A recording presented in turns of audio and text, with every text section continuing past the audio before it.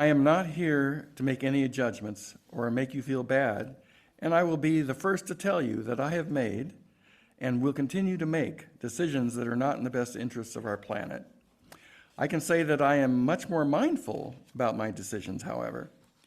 Maybe you are already practicing voluntary simplicity. If not, I hope by the end of this service, you will want to explore incorporating voluntary simplicity in your life, and that by doing so, you just might make it more enriched and meaningful. But I am getting ahead of myself. Just what is voluntary simplicity? So let me start by asking the question, when you hear the term voluntary simplicity, what comes to mind? Let's start here in the sanctuary. What comes to mind when you hear the words voluntary simplicity? Anyone? Less stuff. What was that? Less stuff. Less stuff. Unnecessary things. Unnecessary things. Less stuff to do. Anything else? Minimalism. Very good. Prayer. Simple things. Awareness. Delayed gratification. Delayed gratification. Oh, very good. Contentment. We can get Driving less. Darryl and the thing. So on Zoom, do anyone want to Recycling. recycle? Okay. Anyone on Zoom want to jump in? Unmute yourself if you can. Maybe a slower pace? Living at a slower pace. Okay. Buying pre-used Buy things. pre-used. Don't sweat the small stuff. Enjoying things that don't need to be bought. Enjoying things that don't need to be bought. Well, I think you have a lot of ideas about voluntary simplicity, so maybe what I will do is see if I can put in my 2 cents. I will admit that when I first heard about voluntary simplicity, my immediate thought was about Amish people riding around in horse-drawn carriages. Or, one of my wife's favorite, The Little House on the Prairie stories by Laura Ingalls Wilder. Later, I came to realize that maybe a better example of voluntary simplicity lifestyle was exemplified by the lives and writings of Ralph Waldo Emerson and Henry David Thoreau, who we use like to consider to be our spiritual and religious forebears. Their transcendentalist view was that a spiritual presence infuses the world, and that by living it simply, we can more easily encounter the miracles, the miraculous and vital force. Now you will be very relieved to hear that I have no intention of presenting a long discussion of transcendentalism. But I should mention that it has influenced the modern day voluntary simplicity, and as have a number of other philosophies and wisdom traditions such as Christianity, Buddhism, Hinduism, Taoism, and the Quakers, just to name a few. So much like our own UU faith, voluntary simplicity claims a rich and diverse ancestry. Voluntary simplicity means that you try to live in a way where your needs, and I use quotes, air quotes, are met, and that you weigh your wants against costs and consequences. I'm not talking just about financial costs to you, but intangible costs and environmental costs and consequences as well. For example, my wife Renee grows a garden. It takes time, water, and electricity to run the well. Sometimes electricity to provide lights for the seedlings. On the other side of the ledger, we have the freshest vegetables. We cook and prepare them ourselves, and there is no packaging, and no fossil fuel was consumed getting them to our table. How much Renee's time is worth to her, and what is she giving up doing, Well, because she is in the garden are factors in this decision. If she is physically able to work in the garden, and she is, and if she loves working in the garden, she does, and she has the time available to be in the garden and then growing her own food, is a good example of voluntary simplicity. In this example, a significant portion of our food is grown and with a fairly small environmental footprint. But if you don't have the space, the time, or the inclination to garden and then growing your food may not be a good choice. If you enjoy cooking, well, then the next best choice may be to buy fresh vegetables or natural ingredients and make the meals yourself or cook with someone else. Again, learning to enjoy the process of preparing and cooking a meal can make this a good choice. Making a conscious choice to get into the process of cooking may also open a door to a new interest. And then there is a scenario where you don't have the time or interest in cooking. Then you could go out to a restaurant to eat, or you could go and do takeout or hire DoorDash to bring the food right to your door. Here again, you have choices regarding costs, convenience, health, as well as fossil fuel consumption, human service providers' efforts, etc. As in all voluntary simplicity choices, our decisions affect ourselves and our planet. So this is what we can do directly, but there's another aspect to the impact of our decisions, and that has to do with packaging. Do I drive 10 extra miles to Sprouts or to Whole Foods to buy in bulk? Do I use my own grocery bags or not? Do I buy excessively packaged food? Convenience versus carbon footprint. These are also choices. Basically, incorporating voluntary simplicity in your life requires that you learn to live your life with more awareness and to be more conscious of your choices and how those choices affect you, your loved ones, your community, and your planet. I believe awareness is the first step. Once you are aware, you can begin making choices. Then you will begin to learn how your choices affect yourself, those around you in the world. To use the Buddhist approach, how do your choices affect you and others? Is it wholesome or unwholesome?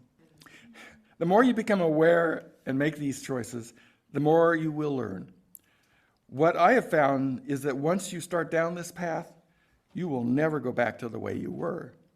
I actually find that I am sickened, literally, at packaging that has to go into the garbage instead of the recycling bin.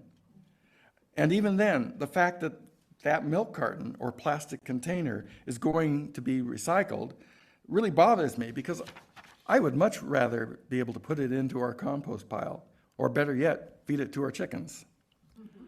Maybe not the milk carton. Living a life aligned with voluntary simplicity, I believe, is more difficult today than it was, say, 50 years ago. Technology and the overwhelming pressure of consumerism make living a voluntary simplicity lifestyle much more difficult. Let me give you a few examples.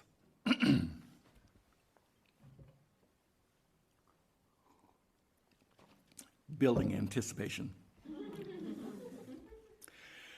The new iPhone 15 just came out. I have to get one. My computer is running slow, and my 500 gigabyte hard drive is nearly full. And 3 of the buttons on my keyboard don't work. I'm going to upgrade to a new laptop with a 24 terabyte hard drive and a touch screen. My old refrigerator's ice maker has stopped working, and a couple of the shelves are cracked. I am going to buy a new smart refrigerator with 4 doors and AI-powered camera for food tracking. I kid you not. This is a real thing. Okay, so you get the idea. Now, there is not anything wrong with these decisions.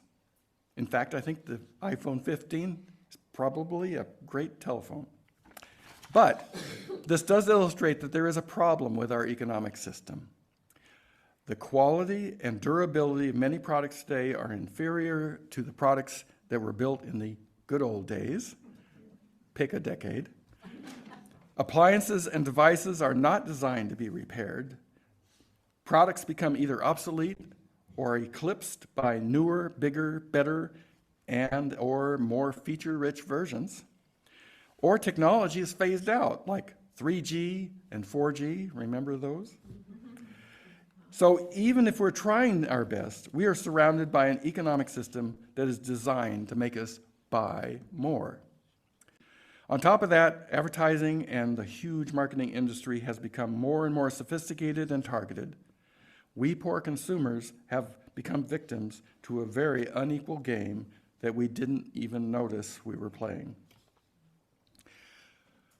I believe that voluntary simplicity is the antidote to our consumer society. Being mindful and aware of all the hype and coercion in our buying decisions, we might decide to get something repaired instead of throwing it out. Or maybe just buy refurbished or used version of that device or appliance. Instead of always getting more stuff, we can decide to simplify and downsize. These are all decisions that we can make for ourselves in our own lives. There's also things we might do to change the direction of our growth is the only way society. We can vote with our money, we can protest, we can boycott, we can sell stock of companies that do harm to our society and planet. I consider political activism a part of voluntary simplicity as well, because when it influences businesses to behave more ethically and environmentally healthy ways, that's making this planet better. Finally, I want to look at how voluntary simplicity fits within our Unitarian Universalist new Article 2 shared values. I remind myself to hold this up. I think you all remember this, a beautiful graphic that our own Tanya Webster created. First, interdependence. Voluntary simplicity directly addresses our shared value of interdependence. How we live our lives, the things we consume, the size of our footprint, all these things affect and impact our beautiful planet and all the species, humans, plants, and animals alike. Our choices, however small, become multiplied when you look at the 347 million Americans, or the 8.2 billion people now in our world. Your choice to embrace voluntary simplicity means that you are not just talking about how we are interdependent, but you are living that value as well. So the value of generosity. Generosity and gratitude go hand in hand. I believe that voluntary simplicity reminds me to be grateful each and every day. The act of simplifying my life makes me appreciate both that what I give up and what I've gained at the same time.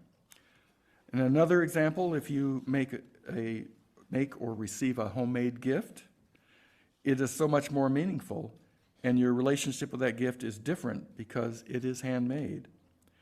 Knowing that someone you know or love took the time to create that item changes the way you see it. You probably appreciate it more. Transformation. Voluntary simplicity is more than a goal. It is a path to a more ethical and spiritual life. It requires practice and education, and no one does it perfectly. But by doing it, you will be transformed. Justice. I think that voluntary living a life of simplicity and mindfulness, I think that voluntarily living a life of simplicity or mindfulness will make more room for others to share our world. We might also consider the real cost of buying cheap, goods, or clothing that were produced in sweatshops in developing countries. We might decide to buy our produce at local farmers market and be willing to pay a bit more because it is the right thing to do. We might share our excess fruit from our trees with a local food bank. These are all forms of voluntary simplicity, and they all promote justice. Pluralism. This was a little harder. Many different paths have led to voluntary simplicity lifestyle. Each brings its own unique way of approaching it. The Eastern religions, as well as Islam, Christianity, Judaism, all have taught us the value and the importance of simplicity. Equity. Voluntary simplicity teaches us many things. That less can be more, that sharing is much better than wasting, and that when you embrace simplicity, you can appreciate what you have even more. Simplicity reminds us that we all share the same basic needs. A simpler life helps us avoid being so overwhelmed by stuff, and that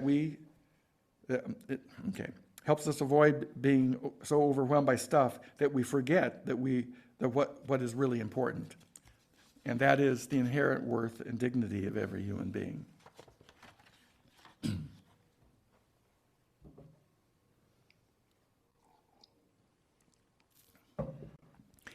And finally, love in the center. The whole reason for making the effort to live a voluntarily simple life is love. We should love ourselves, we should love our community and this miraculous planet. Voluntary simplicity is one important way to show that love. By practicing simplicity and forbearance, we are manifesting that love. I would like to close by sharing some thoughts about the lovely graphic that our office administrator, Hope Hilton, picked for this service. If we can perhaps show that.